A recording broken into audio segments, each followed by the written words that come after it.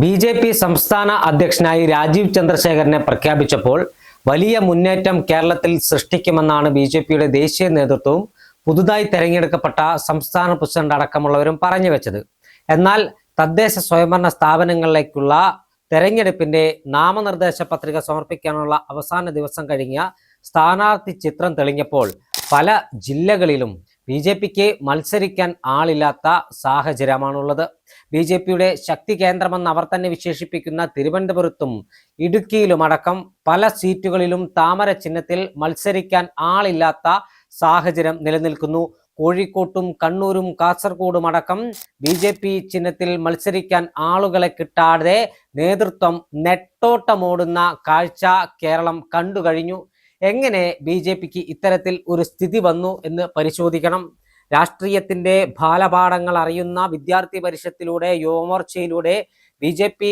നേതൃത്വത്തിലേക്ക് കടന്നു വന്ന K സുരേന്ദ്രനായാലും P K. കൃഷ്ണദാസും V Muraleedharan അടക്കമുള്ളവർ പാർട്ടിയെ നയിച്ച കാലങ്ങളിൽ പാർട്ടിക്ക് ഇത്രത്തോളം ഒരു ദയനീയ സാഹചര്യം ഉണ്ടായിരുന്നില്ല എന്നാണ് പാർട്ടിയിലെ ഒരു വിഭാഗം നേതാക്കന്മാർ പറയുന്നത്. ഇന്ന് പുതിയ സംസ്ഥാന അധ്യക്ഷനായി നിയമിക്കപ്പെട്ട രാജീവ് ചന്ദ്രശേഖരന് കുഴലൂതുന്ന ആളുകൾക്ക് മാത്രമാണ് പാർട്ടിയിൽ പദവി നൽകുന്നത്. അതോടൊപ്പം തന്നെ രാജീവ് ചന്ദ്രശേഖരനെ പിന്തുണയ്ക്കുന്നവർക്ക് മാത്രമാണ് പാർട്ടി പരിഗണന കൊടുക്കുന്നതെന്ന് മറുവിഭാഗം കുറ്റപ്പെടുത്തുന്നു.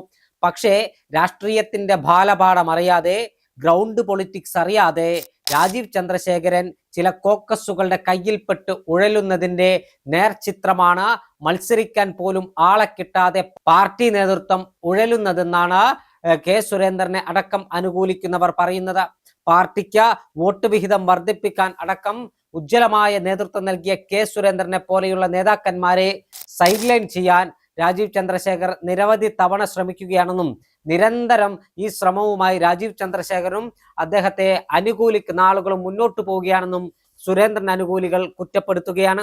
കേരളത്തിൽ ബി.ജെ.പി. കെട്ടിപ്പടുക്കാൻ അല്ലെങ്കിൽ ബി.ജെ.പി. രാഷ്ട്രീയത്തെ ഇത്രത്തോളം എത്തിക്കാൻ സംഘടനാ നേതൃത്വത്തിൽ നേതൃപരമായ പങ്കുവഹിച്ച ആളുകളെ പൂർണ്ണമായും മാറ്റി നിർത്താനുള്ള ശ്രമം കേരളത്തിലെ ബി.ജെ.പി. പ്രവർത്തകന്മാർ തിരിച്ചറിയുമെന്നും അവർക്ക് ഇതിന് മറുപടി നൽകാൻ അറിയാമെന്നുമാണ് ഒരു വിഭാഗം ബി.ജെ.പി. നേതാക്കന്മാർ പറയുന്നത്.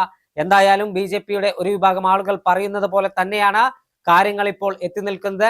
മത്സരിക്കാൻ ആളെ കിട്ടാത്ത അവസ്ഥയിലേക്ക് പല വാർഡുകളിലും ഡിവിഷനുകളിലും ബി.ജെ.പി. പോകുന്നുണ്ടെങ്കിൽ അതിന്റെ ഉത്തരവാദിത്വത്തിൽ നിന്ന് രാജീവ് ചന്ദ്രശേഖരന് മാറി നിൽക്കാൻ കഴിയില്ല എന്ന് തന്നെയാണ് ബി.ജെ.പിയുടെ സജീവ പ്രവർത്തകർ അടക്കം വ്യക്തമാക്കുന്നത്.